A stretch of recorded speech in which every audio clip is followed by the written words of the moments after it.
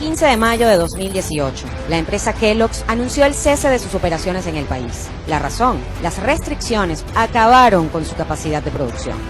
Entonces, Maduro repitió la única línea que se sabe de memoria en su guión de destrucción. Se la hemos entregado a los trabajadores y la empresa está produciendo. Y el propio gobernador de Aragua se metió en la fábrica de Kellogg's. Vamos a reactivar la planta en el día de hoy. 4 meses después, ¿qué sabemos de las azucaritas? Aunque circularon imágenes como esta, y la nueva cuenta de Twitter de la Kellogg's tomada solo informa de esto, cuenta la leyenda que algunos han visto en Aragua o en Carabobo algunas cajas de cereal que no han llegado a ningún otro estado. En Venezuela hay una sola verdad: empresa tomada, empresa arruinada.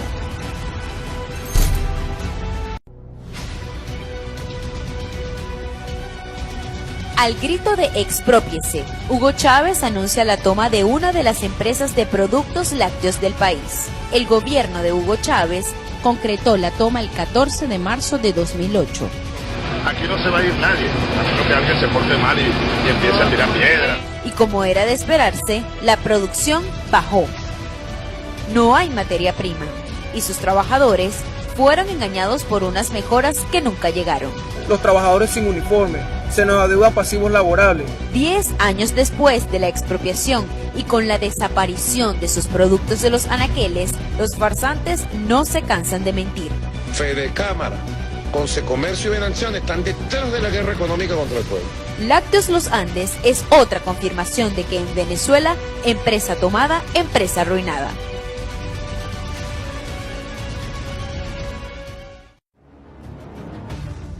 En Venezuela, los niños ya no nacen con la arepa bajo el brazo. El popular refrán quedó para el olvido cuando el régimen decidió que también sería productor del maíz para las arepas. En Venezuela, existen 27 plantas para la producción de harina con la que se hacen las arepas. Y a punta de expropiaciones, el gobierno se hizo del control de 18 de esas 27 plantas, por lo que solo 9 son operadas por el sector privado. Entonces, si ellos tienen el doble de plantas que el sector privado, ¿cómo es que los farsantes aseguran que en Venezuela no hay harina de maíz por culpa de Capitalismo, sabotaje, la guerra económica, guerra psicológica permanente? Lo que nunca te van a decir los farsantes es que todas las plantas de maíz del régimen producen a pérdida y que son ellos los únicos responsables de sacarle a los niños la arepa debajo del brazo. En conclusión, lo único que fabrica este régimen es hambre. Vamos bien. Al sur de Maracaibo se ubica Termozulia, proyecto que supuestamente independizaría al Zulia de la energía generada en el Bajo Caroní. Y vaya que lograron emancipar al Zulia, devolviéndolo a la prehistoria de vivir sin luz. Si el gobierno no ayuda al pueblo zuliano. Fue un proyecto que supuestamente le costó al país 40.000 millones de dólares. Sí, supuestamente, porque según investigaciones, solo en la construcción de Termozulia 4 se detectó un sobreprecio de 48%. Pero los farsantes han demostrado poca creatividad para poder justificarse. Comenzaron de nuevo los sabotajes. La única verdad es que compraron equipos usados y Termozulia opera hoy a 25% de su capacidad. Así que la próxima vez que te vengan con la excusa del saboteo, recuérdale a los farsantes que ellos son los culpables de someter al primer estado del país a vivir sin luz. Acabaron con la plata. 17 de enero de 2010, Hugo Chávez anuncia la expropiación forzosa de la cadena de automercados Éxito y Cada a nivel nacional. La cadena Éxito pasa a ser de la República. La toma de supermercados Cada se concretó en junio de 2010 luego de un acuerdo que le costó a los venezolanos 600 millones de dólares. Un mes después, nació Abastos Bicentenario. El pueblo venezolano cada día se alimentará más. Con estas nuevas adquisiciones, el régimen se apoderó de gran parte de la producción, importación y distribución de alimentos, para desgracia de los venezolanos. A veces hasta lloro porque mi hija se para en la mañana y me dice: mamá, que vamos a desayunar y no tenemos nada que darle a nuestros hijos. Bastaron solo 8 años para que desapareciera, y así los venezolanos se quedaron sin bicentenario y sin comida. Los farsantes insistirán en que la escasez de alimentos por la que tú hoy tienes que hacer cola es culpa de la guerra económica, pero aquí la única verdad es que Abastos Bicentenario se pudrió.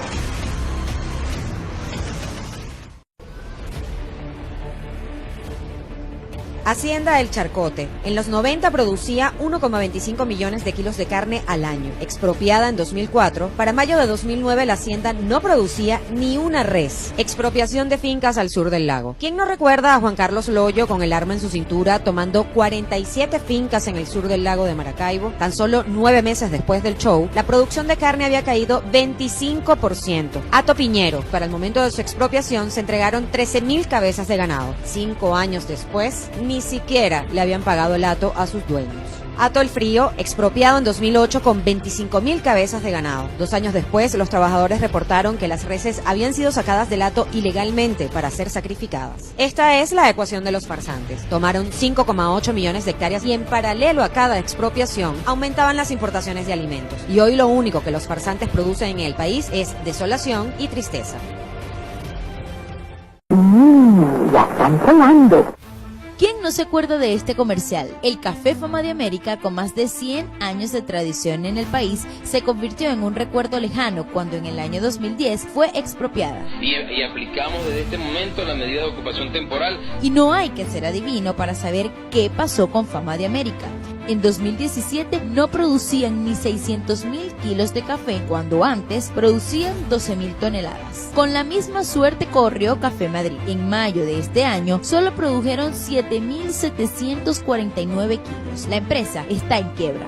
Los venezolanos temblamos cada vez que escuchamos a los farsantes decir: ¡vamos a expropiar!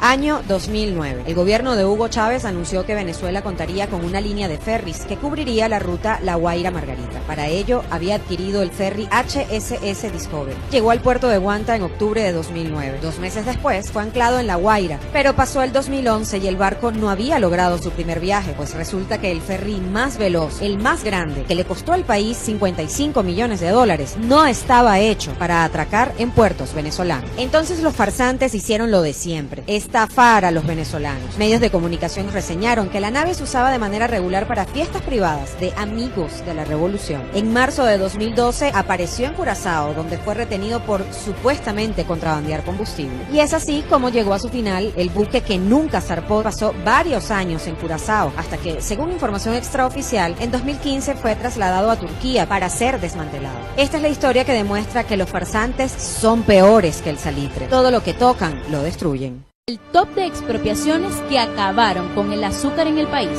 4. Central Azucarero Cumanacoa, expropiado en 2005 y 6 años después, solo produjo el 50% de su meta. 3. Central Azucarero Cariaco, expropiado en 2009, producía más de 63.000 toneladas de azúcar. Para 2011, solo llegaron a producir el 11% de esa cantidad. 2. Central Azucarero Motatán, tomado por la Guardia Nacional en septiembre de 2006.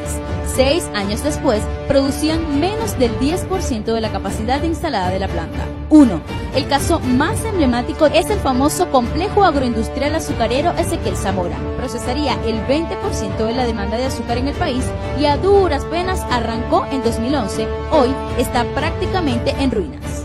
Así fue como Venezuela pasó de ser un país dulcito al amargo de los farsantes que hoy apenas producen el 28% de la demanda del país. Guía rápida para entender por qué en Venezuela no hay leche. Vamos desde el comienzo. Cuando en el año 2001 entró en vigencia la Ley de Tierras, se inició el proceso de expropiaciones en Venezuela. Hatos y haciendas productores de leche fueron tomados. No alcanzarían los capítulos de esta serie para demostrar con ejemplos cómo cada expropiación se tradujo en escasez y desabastecimiento. Un caso emblemático es el de la Hacienda Bolívar. Tomada en el año 2010, producía 5.000 litros de leche y así se encuentra hoy. Escasamente se producirán unos 400 litros de leche. La destrucción de los farsantes es tal que hoy hay niños venezolanos que ni siquiera han probado la leche en su país. O sea, tu niño nunca probó la leche.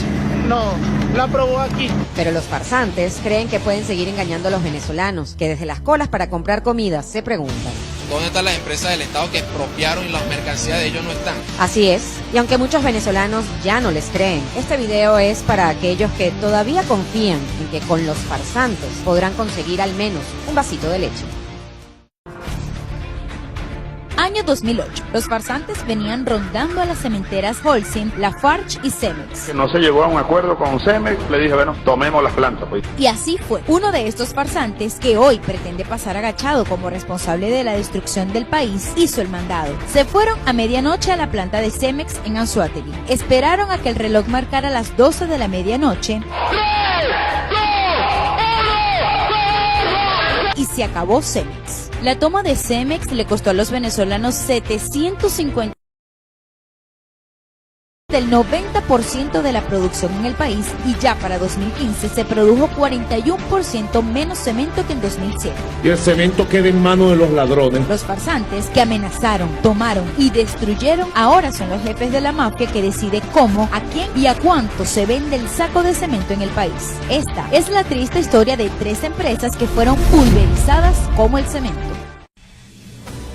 Año 2015. El entonces vicepresidente Jorge Arriaza presentó el nuevo precio controlado de los huevos. Nadie en este país puede vender el cartón de huevos a más de 420 bolívares. Y una vez que Arriaza anunció la regulación, la producción avícola se fue al piso. Las gallinas ponedoras empezaron a morir de hambre. Los precios aumentaron 28.000% y se desaparecieron los huevos. En 2015 se producían más de 5.600 millones de huevos, pero la producción hasta enero de 2018 ya había caído 75%. Los 420 bolívares fuertes se han convertido en 12 y hasta 20 millones de bolívares de los de antes, porque los farsantes no se cansan de repetir la fórmula fracasada: control de precios, escasez, hiperinflación. A los farsantes no les importa si tú consigues o puedes pagar los huevos. Nada más Maduro tiene para sí mismo 152 gallinas con las que hace sus propios cartones.